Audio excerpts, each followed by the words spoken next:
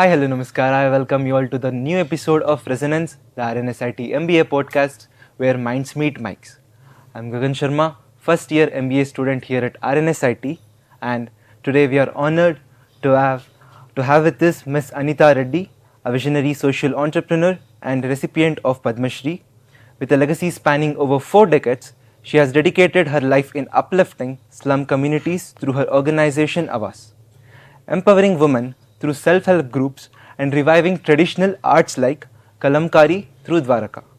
Her work combines grassroots actions with cultural leadership, creating lasting impact in education, livelihoods and community development. We are excited to hear from a changemaker who has truly redefined what it means to serve society. Thank you. Welcome to the podcast, ma'am. Thank you. Ma'am, so without any further ado, let's just dive into the questions.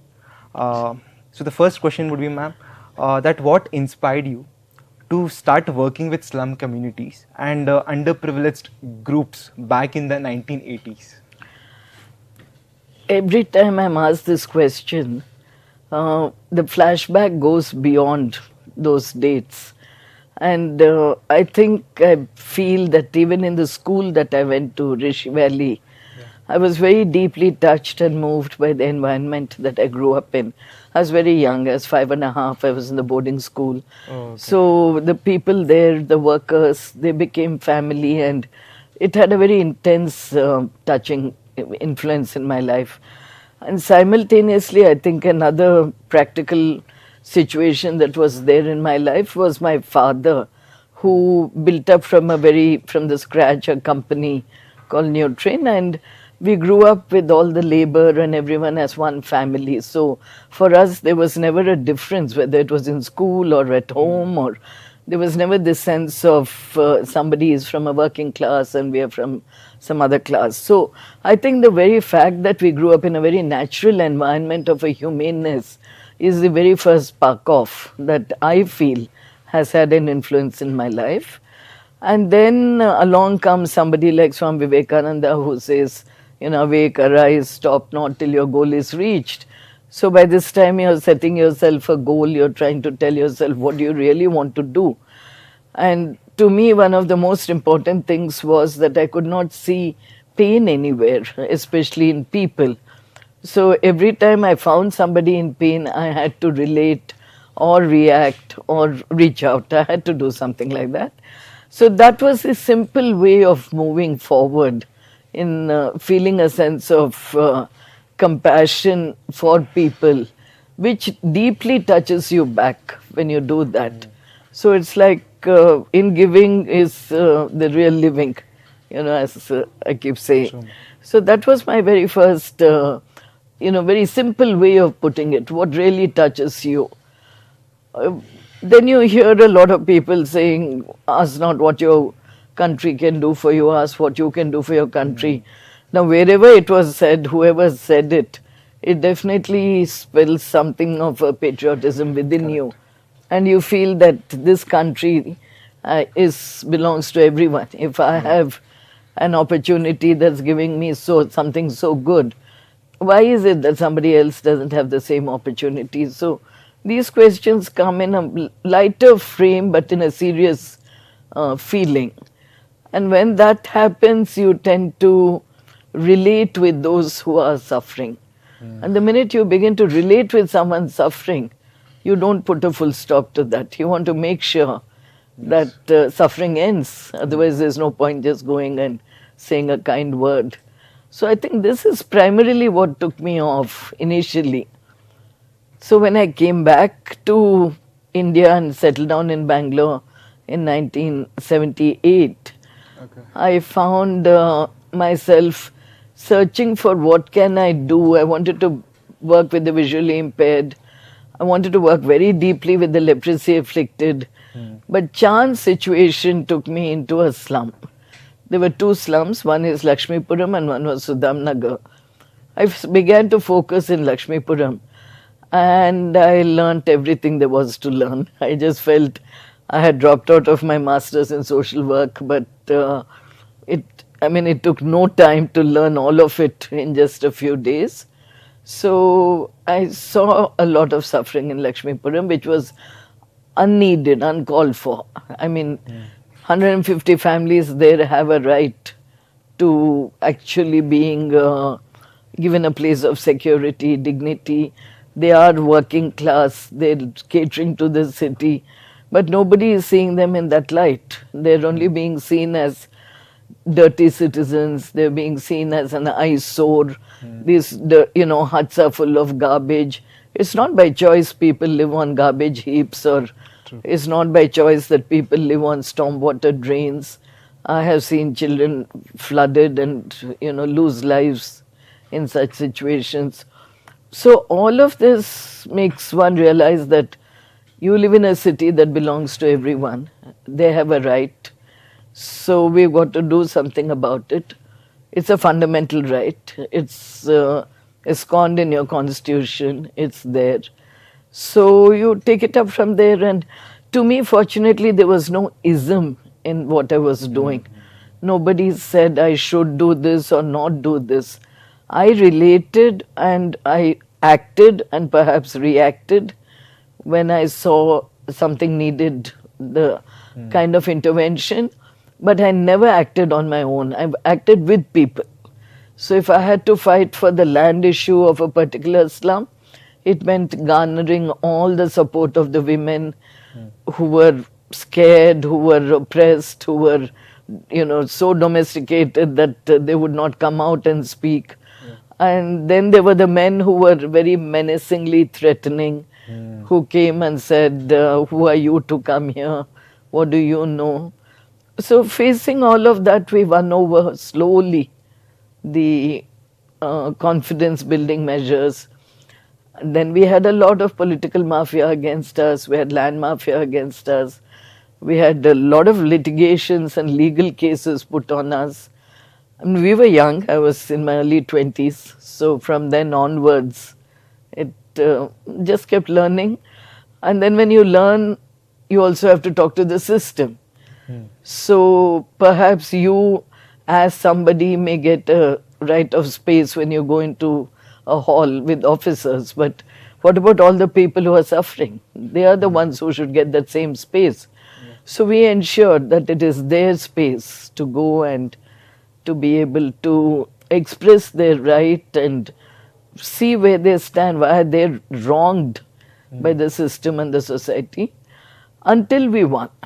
Until we won. We never gave up. Until we won, until we did housing for the people in a participatory manner, until we won the city corporation, the Bangalore Development Authority, the slum board, the elected representatives. So we brought the system together. We brought everyone into this fold of being responsible for their citizens. And equally, the empowerment process began. And we found success breeds success. I just shared a few pictures today about the housing. Like that, we have done about 20. We have done 3,500 houses. And then we started schools. Then I realized that 20 years had passed. So I couldn't lose time. It was globalization time. Liberalization had brought in a consumeristic culture. So the hopes of people had increased, but capacity to earn had not increased. So you want more, you can pay in installments, but you can't, you take a loan. So everything became a vicious cycle of poverty again and again. So I felt that unless children were taught right, and taught right didn't mean just go to a school, it meant that you're taught differently. And you're taught what is your right and what is your responsibility. And that is what we have started now. And we have children in our programs, a program called Jeevanotsva, where we use culture as the main form of change, bringing about change. Heritage, culture, roots, inheritance, a feeling of who are we, what are we? We are farmers' children, so we are farmers' children. Without us, there's no food on the table, etc. So it goes on, and the child learns. And now we are teaching children the 5 elements, the Panchabhutas. And if they don't learn about Nama Bhumi, Nama Rakshana, we protect our earth, or Jiva Jala, water, the lifeline. If they don't understand that, then they'll never understand what we're fighting. But if they understand that, I feel they'll sit in the United Nations and fight. It's like including the fundamentals of education. Absolutely. Of survival, of rights, what we take for granted because we don't lack water is a need over there, day in and day out. So is land, so is access to seed. Just about everything is not within the hand's reach of opportunity, while saying that there are large number of government programs, not that they're not there, but have the government programs been spelt out correctly, number one? Have they been taught to the people, created awareness in them, number two? Number three, between your Aadhaar card and your bank account, you'll see 3 janmas pass to get it correct. So, how many things are not going right even for us? Then where do these people go and get each of these? So, I think emphasis has to be made on how that last penny reaches the poor correctly. There have been changes. We have seen in 50 years, I've seen so many parties come and go, so many shifting power structures. And I must say that there's a lot of goodwill in individuals, but within a system is suffocating. True. That's where we are lacking. So let's bring back some humane touch to this whole thing. Ma'am, so all the care and sympathy for the slum community started from your upbringing. Like, as you said, like you had the experiences where you used to treat everyone equally. So I think that is where all the... In a way, and in every which way, we never grew up with the feeling of difference. True. Ever. I mean, there was never a feeling that could be the worker in your house whom we call a maid. It could be the boy driving your car, you call a driver. But there still has to be a mutual respect. True. So right through we never felt a difference in human relationships. That was never there. So that helps to take it forward. Because there's a dignity in life, and that dignity belongs to everyone. So, that's...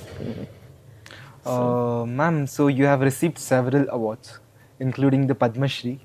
What does recognition like this means to a social worker like yourself? Interesting question, because I've never applied for an award, ever. I've not applied for Padma Shri, I've not applied for Nama Bengaluru, I've not applied for any award, because I never stepped out into this field of work thinking of awards, and the greatest award being the people themselves. And they're just hundreds and thousands that touch your life.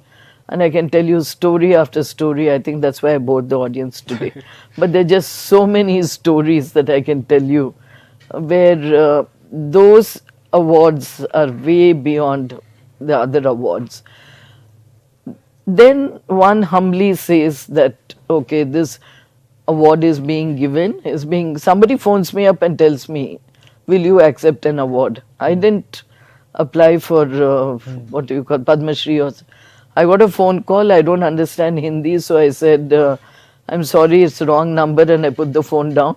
Okay. And I had another friend sitting with me, so she said, I said, Bhagya, please take this call. He's keeping on calling in Hindi. So she said something. Then she said something. He's saying Padma Shri, madam. So I don't know what it is. So I said, my name is not Padma Shri. It's the wrong number.